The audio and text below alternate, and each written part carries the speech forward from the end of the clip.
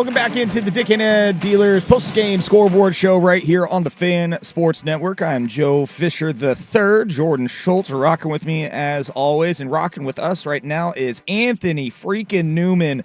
Oh my God, Anthony! I don't know where to start, but I think you being a defensive guy, did you expect that performance out of the defense today? I mean, they played way better than I even imagined. I know they had a little let up there in the fourth quarter, but I mean, just the run game, keeping Drew Aller in check. Did you see that coming? Well, first of all, I'm gonna try to be real calm. And I'm gonna talk like a coach or a player. Yeah, we'll set a timer for your answers. Only 1 minute at a time. No. That was a good game. There's a lot more games to go. Yes. Okay, so great job. But now I'm gonna talk to you as a fan. Yes, please do. Let's go. Let's go. Are you freaking kidding me? Are you kidding me? That was outstanding. That was one of the best football games I've seen in a long time. I got chills running down my back. I am so happy. And defense wins championships. Period. Don't say no more. Okay, I'm off the air now. I'm going to drop the mic. No, I'm just kidding. But anyway, that was great. That was outstanding.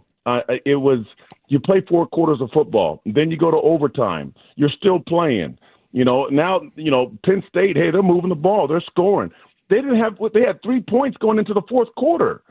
The defense played outstanding for Oregon. But then all of a sudden now Penn State gets on a roll. It happens. They get coached too. They got players also. But at the same time, you have to find a way to win. And good football teams find ways to win the game at the end. They start fast and they finish stronger. And that's what Oregon did. All right, Anthony, something that they had to overcome during the game, one of the reasons that they won is what I wanted to ask you about. 6 of 18 on third down.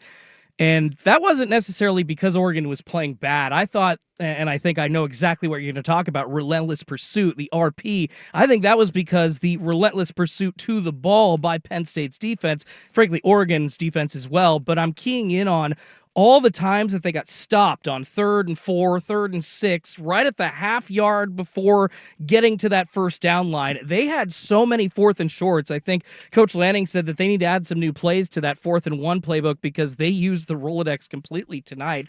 And frankly, that was one part of Penn State's defense that really impressed me. How were they able to continually stop Oregon right before the line of scrimmage tonight? It really almost cost them the game. Well, you're right. It's RP, relentless pursuit to the football.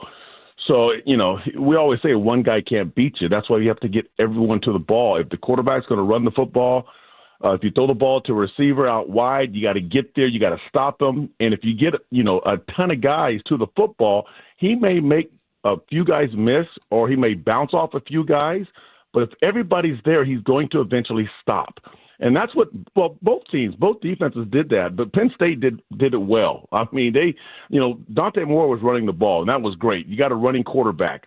But at the same time, Penn State, they rallied to the football, and they made those crucial stops that were outstanding, and that's why it was a good defensive game. I had a hell of a time watching that game. It was fun for me because defense was balling out. That's what happens when you play good defense. But at the same time, the guys who make plays are the superstars, and Dante Moore is a superstar. On that touchdown in overtime, I mean, he avoided one of the best pass rushers in the country, okay, with just like technique sound, and throws the ball. Are you kidding me? And then we score. And then on defense, superstar makes plays.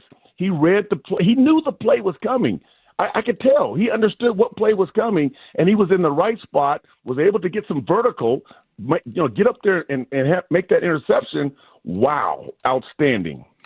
Anthony, in your time as a Duck or just experiencing this team, I'm really trying to think back, man, as far as away victories. Have you ever experienced anything like this in your playing time, or just you can remember? I mean, I feel like this is really one of, if not the biggest, road game victories that this program has ever had.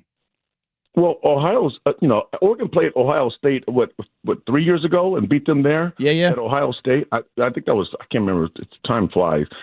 And that was a big game, but it wasn't the same situation, and this was different. I mean, and everybody was against Oregon. Everybody picked Penn State to win this football game. Oh, you're not going to go into Penn State and it's a whiteout in front of 102,000, fans, and it's not going to happen. I know you're a good football team, Oregon, but you can't win this type of game.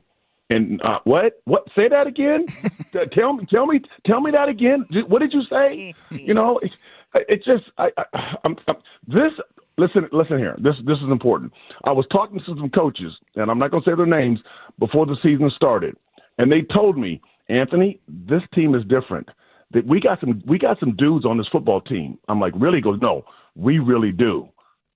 And hey, they didn't tell everybody how good we are. They didn't go tell the press, oh, we're really good. No, they said, we'll just play. We'll show you. We'll just play. And they showed you today. There's some dudes on this football team, and they're all young. Most of them are young. Yeah. They're on this football team that are good. Yeah, this definitely feels like a team that this kind of game wouldn't go this way last season for Oregon, but whether it's all the transfers or whether it's Dan Lanning just, instilling the way that he does business into the program and just getting his team to the level that he's wanted since the start, and now in year 4, it's kind of all coming to fruition. At least that's what it looks like this year. I did want to ask you really quickly, Anthony, about Drew Aller. All the hype, man, talking about his possible Heisman Trophy candidacy going on this season. Didn't really look great in the first 3 games against nothing opponents.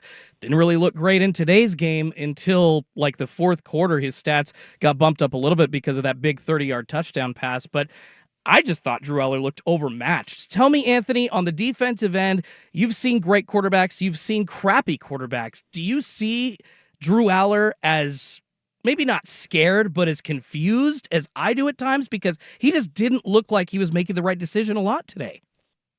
Well, I think it's maybe his technique, throwing the football, because there were guys open, but he's throwing behind like back shoulder. The tight ends run across the field, and the tight end has to stop to reach back to get the football, and it's a bad pass. He had several bad passes, and he's not consistent. So that's when I look at a football player, and if he's trying to go to the next level, the number one thing these guys say in the league is you need to be consistent every game, every play. If you got 60 plays, let's be consistent. I can't have you up and down. Drew Aller is a guy that's up and down.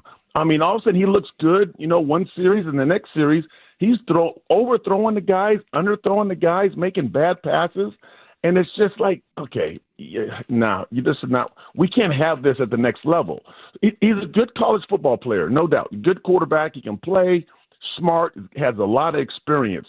Going to the next level, it's going to be a tough road. And I don't want to say that. Hey, he may play different at the next level, but he's not consistent. That's what I'll tell you this right now. He is not consistent. And if I'm a Penn State fan, I know that. I'm looking at that. I'm looking at the plays that he made against the teams earlier that they played. He crushed these teams, but he didn't play great. And he's the same. He was the same way last year. So he's got to be more consistent for them to be running for the playoffs and thinking they can win these playoffs. The quarterback has to control the football, and he's the one that touches the ball every offensive snap, and he's not consistent with that football. Well, Anthony, I'm looking at this yellow sticky note in front of me with the predictions from Dirt, the predictions from you, and next to your name, it just says Oregon wins. Well, check that box. They went in and they won that game. That was awesome. I'm sure you had just as good a time as we all did. I had a great time. Like I said, that was fun. I mean, just as football fans, right? Like football, that was just a fun football game. It was. That's how you play football. That's how you watch football. Pads were popping, yeah. But I understand. Let's move on to the next game. They have a bye.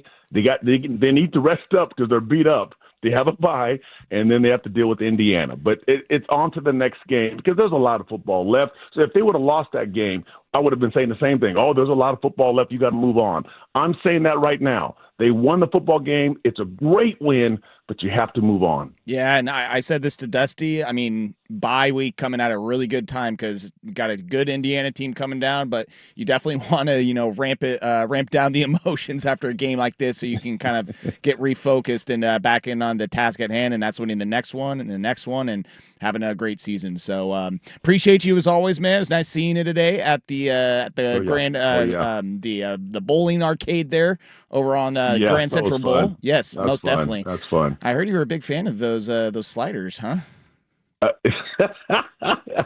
No, I